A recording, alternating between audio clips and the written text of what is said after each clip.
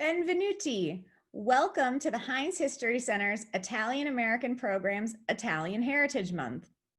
This year, because of the pandemic, we are offering 4 virtual videos to help you do activities at home similar to what we do at Italian Heritage Day at the History Center.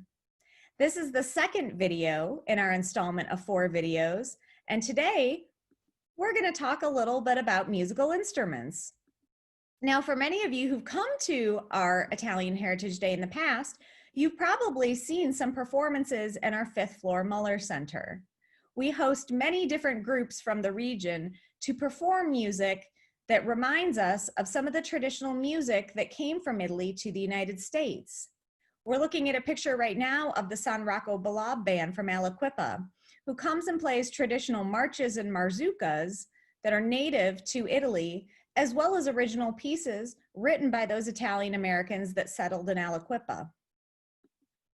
Many of you are probably quite familiar with I Campagnoli, the folk singing and dance troupe that was sponsored by the Italian Sons and Daughters of America and performed around our region for over 50 years.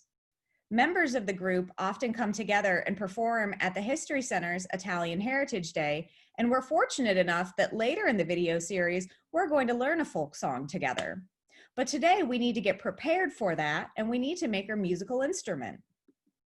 So today's activity is our arts and crafts activity, and we are going to make a tambourine, which we'll be able to use down the road when we learn our folk song.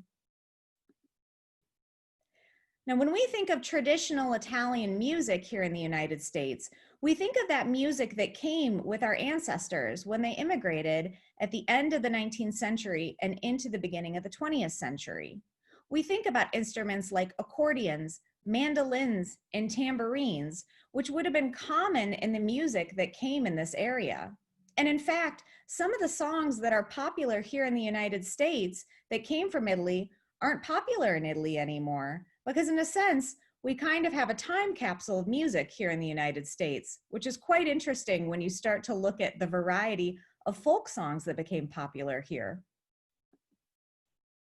And as you know, with Italian folk music, dancing is also common. And because we have to keep the beat when we dance, it's important sometimes that we have percussive instruments that help our dancers to keep time, which is part of why we're going to make a tambourine today. Now, tambourines are something that are fairly simple to do. I think some of you might even have the supplies you already need at home to do so. But I'm going to walk you through a few ideas and tell you how you can make your own tambourine as well as embellish it. Now, I've pointed out a tambourine that I Campagnoli is using in their performance because we have one that's quite similar in the Italian American collection. And that's what we're going to use as our inspiration today for our arts and crafts tambourine.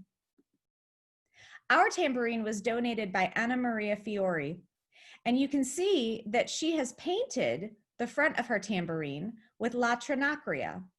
This is a symbol for the island of Sicily.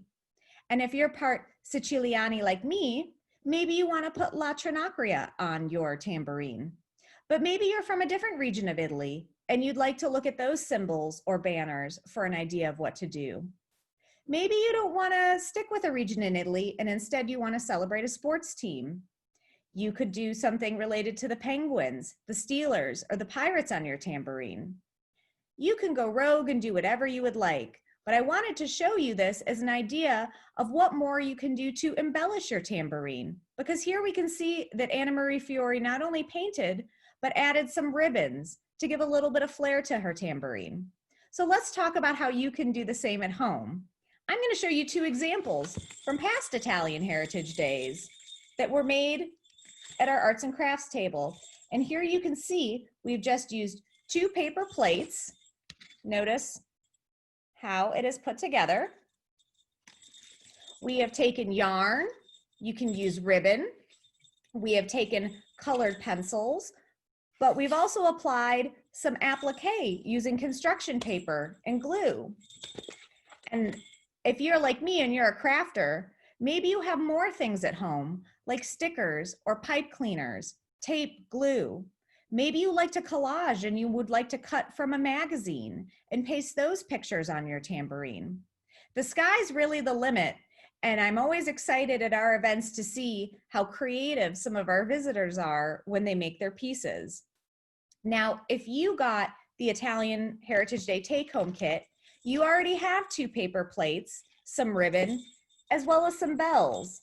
That might be something you don't have at home, but don't worry, because we can still make music by tapping on our tambourine. After you make your tambourine, please consider sending me a picture of it or posting on our social media with hashtag Italian Heritage Month. We would love to see what you make, and we hope that this gives you an idea for an activity that you can do at home with your family. Make sure to hang on to those tambourines because we're going to use them in a couple weeks when we learn our folk song. Thank you so much for tuning in, and I'm glad that we're able to do activities together remotely so that we can preserve Italian heritage and culture. Thank you so much.